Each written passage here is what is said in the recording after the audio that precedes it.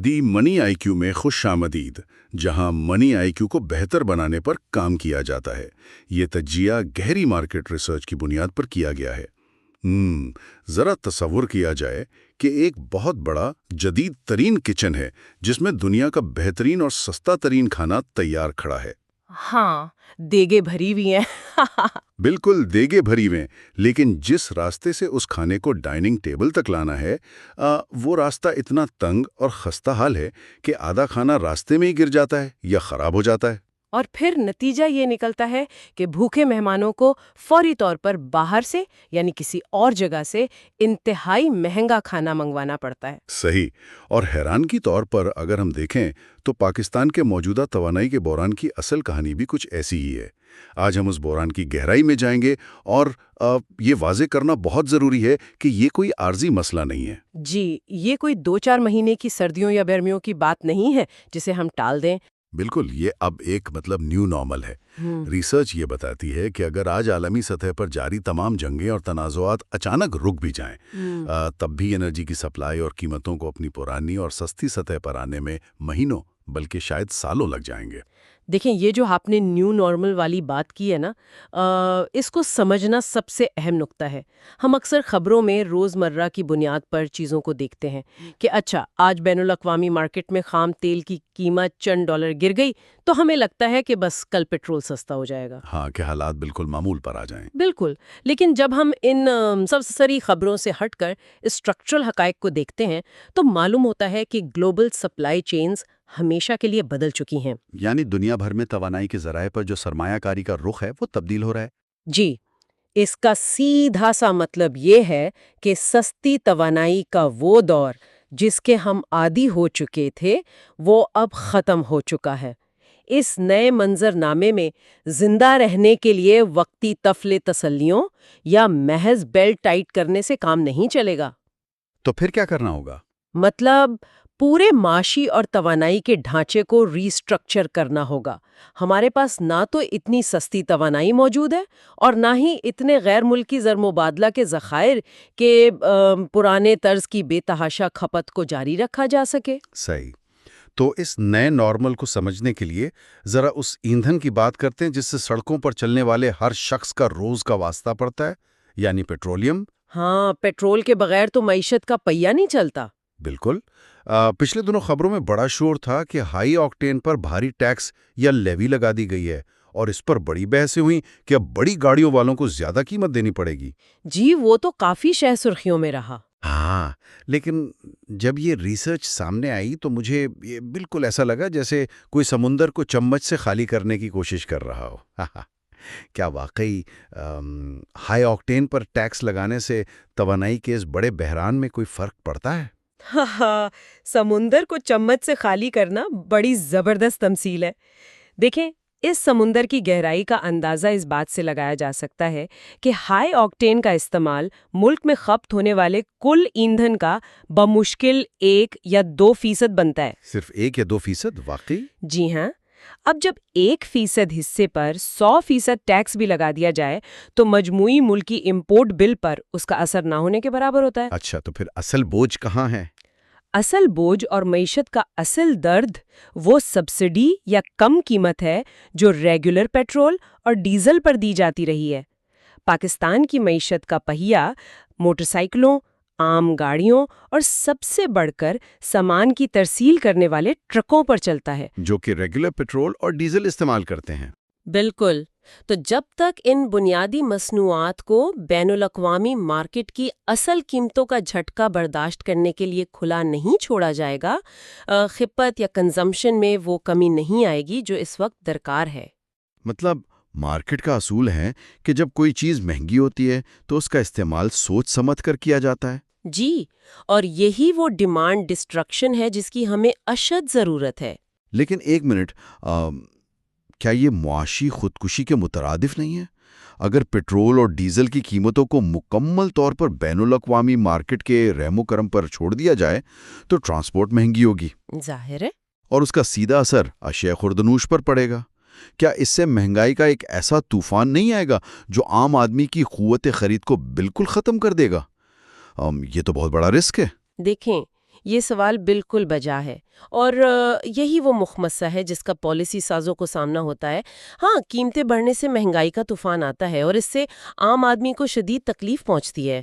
تو پھر اس کا حل کیا ہے؟ معاشیات میں بعض اوقات انتخاب دو بری چیزوں کے درمیان ہوتا ہے، ٹھیک ہے۔ جس میں سے کم بری چیز کو چننا پڑتا ہے۔ اس کے میکینزم کو سمجھتے ہیں۔ اگر پیٹرول کی قیمت کو زبردستی کم رکھا جائے تو حکومت کو اپنی جیب سے پیسے دینے پڑیں گے۔ بالکل، خزانے سے تیل کمپنیوں کو وہ فرق ادا کرنا پڑتا ہے۔ اب یہ پیسہ کہاں سے آتا ہے؟ یا تو حکومت مزید نوٹ چھاپتی ہے، جس سے بل واسطہ مہنگائی ہی پیدا ہوتی ہے۔ صحیح، وہ تو ویسے ہی مہنگائی ہے۔ جی، اور دوسرا آپشن یہ ہے کہ زر مبادلے کے ذخائر تیزی سے گرنا شروع ہو جاتے ہیں۔ اگر ہم سبسڈی دے کر کھپت کو یوں ہی چلنے دیں تو چند مہینوں میں وہ وقت آ سکتا ہے جب اگلے جہاز کے لیے ڈالر ہی نہ بچیں۔ یعنی پیٹرول مہنگا ملنا یقیناً تکلیف دہ ہے، لیکن پیٹرول کا سرے سے موجود ہی نہ ہونا وہ اس سے کہیں زیادہ خوفناک صورتحال ہے۔ ٹرانسپورٹ کا مکمل رک جانا اور پورے ملک کا اندھیرے میں ڈوب جانا۔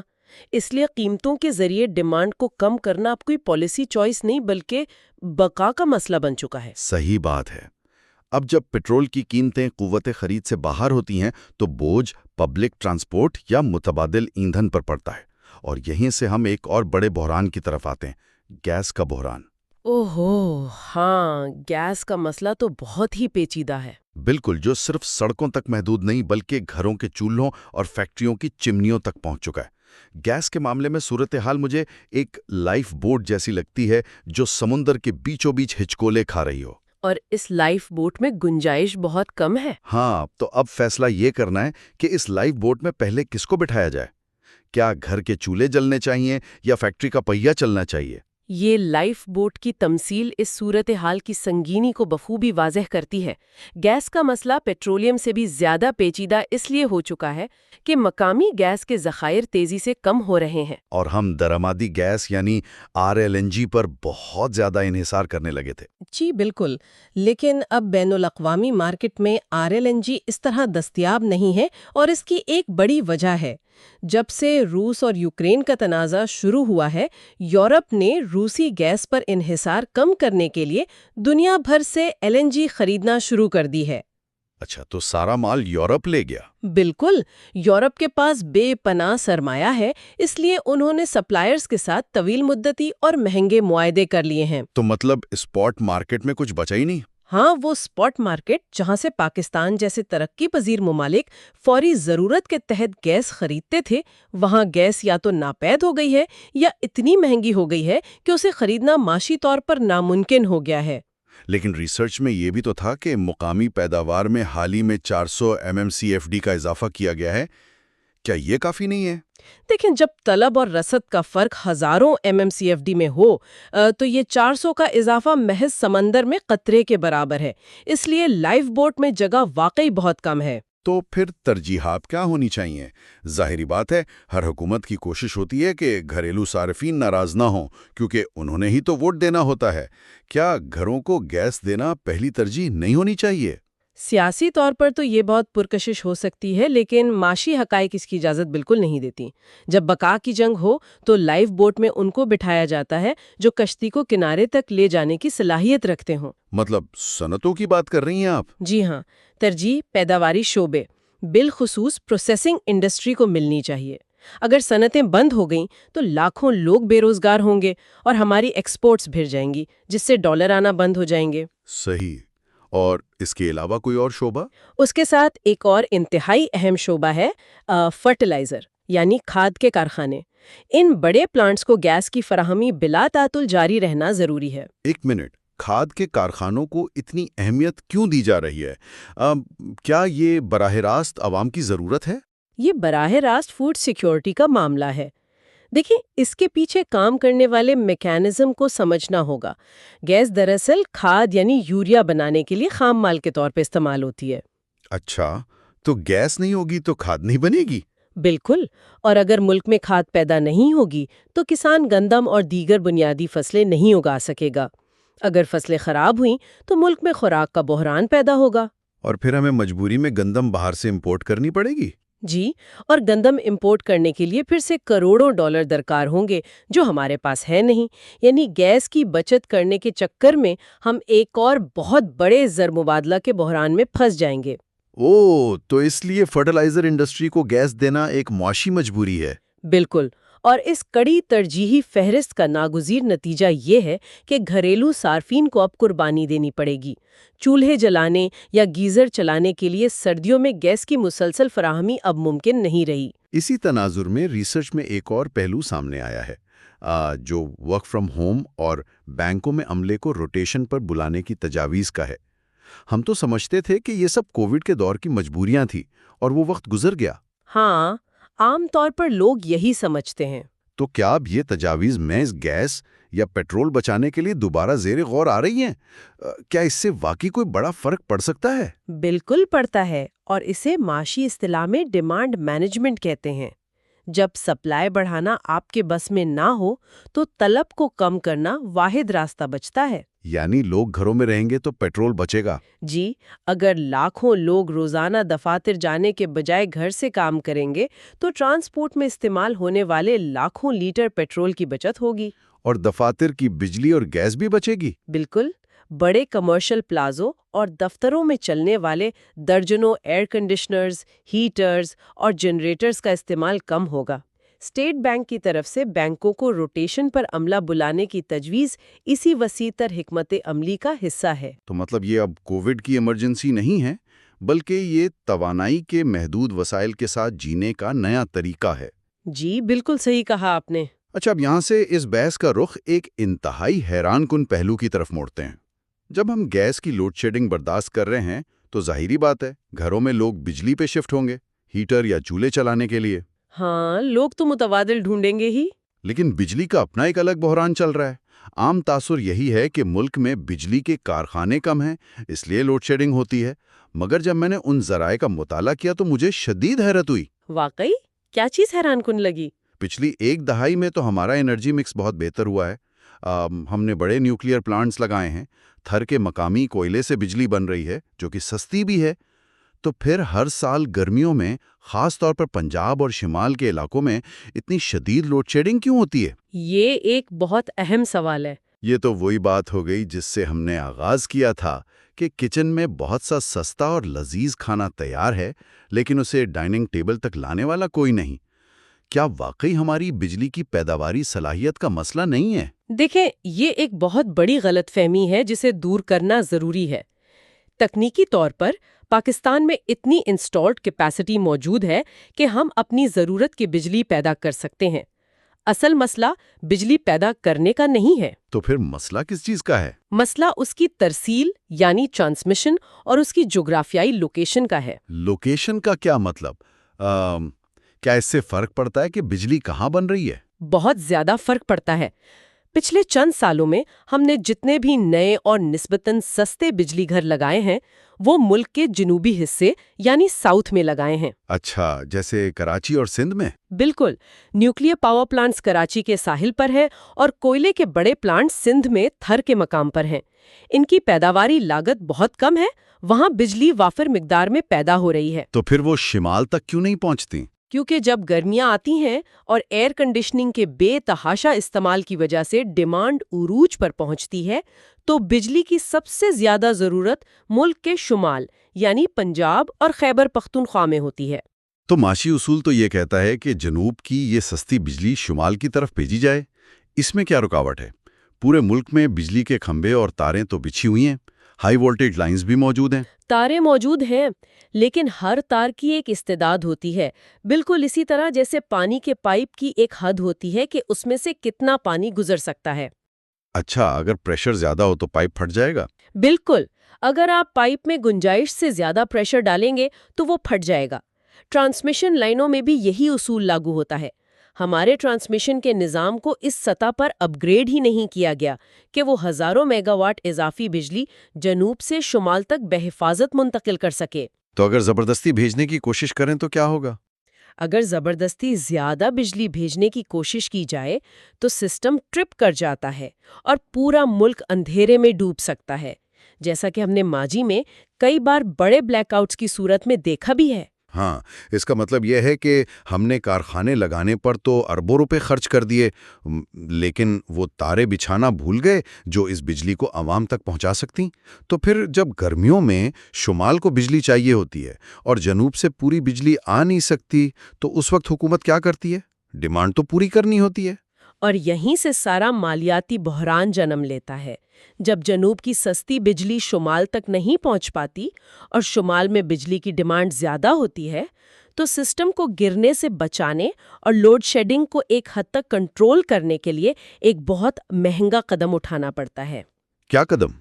حکام کو شمال میں موجود پرانے، ناکارہ اور انتہائی مہنگے فرنس آئل والے پلانٹس چلانے پڑتے ہیں۔ فرنس آئل، جسے کالا تیل بھی کہتے ہیں، اس سے بننے والی بجلی اس وقت ملک کی مہنگی ترین بجلی ہے۔ اچھا، تو کیا یہی وہ مہنگے پلانٹس ہیں جن کی وجہ سے ہر ماہ بجلی کے بلوں میں وہ جو فیول ایڈجسٹمنٹ چارجز کا بم گرتا ہے؟ جی بالکل، وہی FCA کا بم۔ اس میکنزم کو تھوڑا اور واضح کریں کہ یہ چارجز کیسے کیلکولیٹ ہوتے ہیں اور عوام پر کیسے آتے ہیں؟ دیکھیں، ہوتا کچھ یوں ہے کہ جب نیپرا سال کے شروع میں بجلی کا بنیادی ٹیرف طے کرتا ہے تو وہ یہ اندازہ لگاتا ہے کہ سستی اور مہنگی بجلی کا تناسب کیا ہوگا۔ یعنی وہ ایک ایسٹیمیٹ لگاتے ہیں؟ ہاں، وہ فرض کرتے ہیں کہ اتنی بجلی پانی سے بنے گی، اتنی نیوکلیئر سے اور اتنی کوئلے سے، اور اس اوسط کے حساب سے ایک قیمت طے کر دی جاتی ہے۔ لیکن پھر گرمیوں میں پلان فیل ہو جاتا ہے؟ بالکل، جب گرمیوں میں ٹرانسمیشن لائنیں جواب دے جاتی ہیں اور مجبوری میں مہنگے فرنس آئل یا ڈیزل والے پلانٹس چلانے پڑتے ہیں، تو بجلی پیدا کرنے کی اصل لاگت اس بنیادی ٹیرف سے بہت اوپر چلی جاتی ہے۔ تو پھر نیپرا وہ فرق عوام سے لیتا ہے؟ جی، نیپرا پھر اس فرق کو چند ماہ بعد فیول چارجز ایڈجسٹمنٹ کے نام سے صارفین کے بلوں میں شامل کر دیتا ہے۔ یعنی عوام کو وہ مہنگی بجلی استعمال کرنے کی سزا ملتی ہے جو دراصل ناقص ٹرانسمیشن انفراسٹرکچر کا نتیجہ ہے۔ مطلب اگر وہ تاریں بہتر ہوتیں تو ہم تھر کی سستی بجلی استعمال کر رہے ہوتے اور بلوں میں یہ اضافی سرچارج نہ دینا پڑتا۔ یہ تو واقعی آنکھیں کھول دینے والی بلکہ دن دکھانے والی بات ہے کہ محض انتظامی نااہلی اور انفراسٹرکچر کی کمی کی وجہ سے اربوں روپے کا بوجھ بڑھ رہا ہے۔ بے شک، یہ بہت بڑا المیہ ہے۔ اب ذرا اس بحث کو سمیٹ کر پوری معیشت کے تناظر میں دیکھتے ہیں۔ توانائی کے یہ تمام مسائل ظاہر ہے خلا میں تو نہیں ہو رہے، ان کا سیدھا اثر ملکی معیشت اور غیر ملکی زر مبادلہ کے ذخائر پر پڑ رہا ہے۔ بالکل پڑ رہا ہے۔ ہم نے پیٹرول کی بات کی، گیس کی درآمد کی بات کی اور مہنگے فرنس آئل کی۔ یہ سب امپورٹ ہوتا ہے اور ڈالرز میں خریدا جاتا ہے۔